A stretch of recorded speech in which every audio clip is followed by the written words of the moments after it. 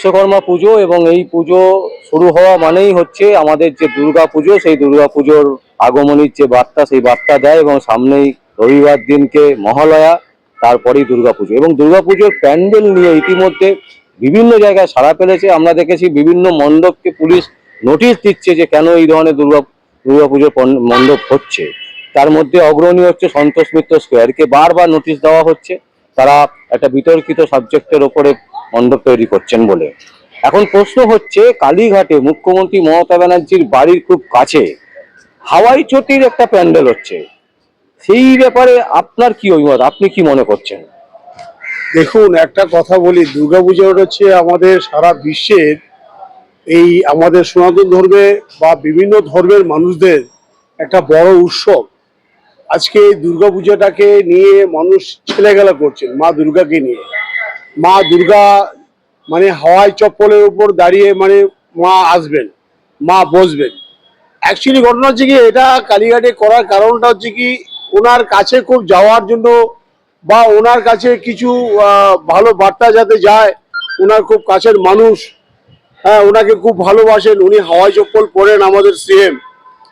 তার জন্য ওই হাওয়াই চপ্পলটা দিয়ে ওখানে একটা মণ্ডপ তৈরি করছেন। আরেকটা যেটা বললেন যে মুচিপাড়া, যেটা আপনার করছেন, যেটা আপনার সন্তোষ মিত্র, এখনই ঘটনা হচ্ছে যেটা সজল ঘোষ করছেন। অ্যাকচুয়ালি দেখুন, সজল ঘোষও ছিলেন এই টিএমসিতেই ছিলেন, এখন উনি নতুন মানে আবির্ভাব হয়েছেন, বিজেপিতে উনি গেছেন। এই বিজেপিতে যাওয়ার কারণও কতগুলি কারণ আছে। ওনাকে চ্যাংরা করে দরজা ওজা ভেঙে ওনাকে নিয়ে গেছিলেন। যখন উনি টিএমসিতে ছিলেন তখন কেউ নেয়নি। সজল ঘোষ প্রদীপ ঘোষের ছেলে, খুব লড়াকু ছেলে। প্রদীপ ঘোষের ছেলে মানে সজল ঘোষ এর আগেও বিগত আমি অনেক নার্সিংহোম নিয়ে বা যখন আপনার এই করোনা হলো, এই কোভিড নিয়ে অনেক কিছু উনি ডিভাইড দিয়েছিলেন, তখন শুনতে খুব ভালো লাগছে। আজকে টোটাল বোলটাই চেঞ্জ। তো ওনার এই পুজোটাকে উনি ওনার মতন করছেন। দেখুন, সেটা হচ্ছে, দেখুন, এটা আইনের বিষয়, সেখানে কোথায় গিয়ে তাকে আটকাবেন বা সেটা তাদের ব্যাপার। প্রশ্ন হচ্ছে যেটা আপনি করলেন, যেটা খুব গুরুত্বপূর্ণ প্রশ্ন, এই হাওয়া চটি, মমতা ব্যানার্জি হাওয়া চটি পরে বলি মা দুর্গার প্যান্ডেল কি হাওয়া চটি দিয়ে হবে? এ কি বিচারিত? এই ধরনের কি ঘটনা হচ্ছে? এটা আমরা ভারতবাসীর মানুষ লজ্জায় মাথা নিচু হচ্ছেন। মা দুর্গা মানে কিন্তু হাওয়াই চপ্পলের উপরে মানে প্যান্ডেল হচ্ছে। মা দুর্গা হাওয়াই চপ্পলের মধ্যে থাকবেন। কতটা ছোট হচ্ছেন, কতটা নিচে নামাবেন, আর কত হবে? আমরা চাই এর দৃষ্টান্তমূলক সাজা হোক। এই যে পুজোটা যে করছেন, আমি বলবো, ডাইরেক্ট বলবো, সিএম কে বলবো যে এই পুজোটাকে বন্ধ করতে। ওনারা পুজো বন্ধ করতে বলতে কি, এই হাওয়া চপ্পল দিয়ে যেন না প্যান্ডেল হয়, সে অন্য কিছু করতে পারে। মমতা ব্যানার্জি হাওয়া চপ্পল পরে বলেই সেটা কি মা দুর্গা কি প্যান্ডেল থেকে হাওয়া চপ্পল হতে পারে? ওনার খুব কাছে যেতে চাচ্ছেন, ওনার কাছে খুব ভালো হতে চাচ্ছেন। এগিনি মানে আপনারা দেখেছেন, এর আগেও বিগত অনেকগুলি বাইট আপনারা দেখেছেন।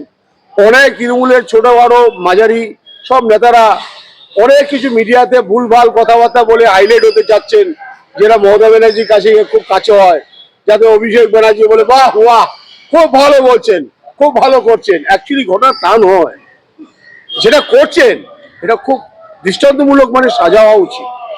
এই যে আপনার কালীঘাট তার বাড়ির দূরত্ব, ডিল ছোড়ার দূরত্বতে এই প্যান্ডেলটা হচ্ছে, উনি কি দেখেননি? উনি কিন্তু অবজেকশন কেন দিলেন না? কেন এই ধরনের ঘটনা হবে? মা দুর্গার একটা প্যান্ডেল হবে, উনি প্রাকৃতি নিয়ে করতে পারেন, গাছ রাস্তা দিয়ে করতে পারেন, অনেক রকম প্রাকৃতিক অনেক কিছু দৃশ্য আছেন, সেসব সিনারি দিয়ে করতে পারেন প্যান্ডেল।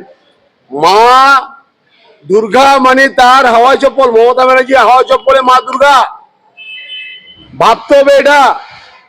কিন্তু মমতা ব্যানার্জি বলেনি এটা যে তুমি হাওয়াই চপ্পল দিয়ে প্যান্ডেল করো। আমি সে অর্থে বলছি না, ওনার দৃষ্টি আকর্ষণ আপনাদের এই চ্যানেল মারফতে আমি হতে বলছি, উনি দেখুক এটা দিয়ে, উনি যথাযথভাবে উনি যাতে এটা ব্যবস্থা নেন, আমি এটাই বলবো। এই বলে আমি বক্তব্য শেষ করবো।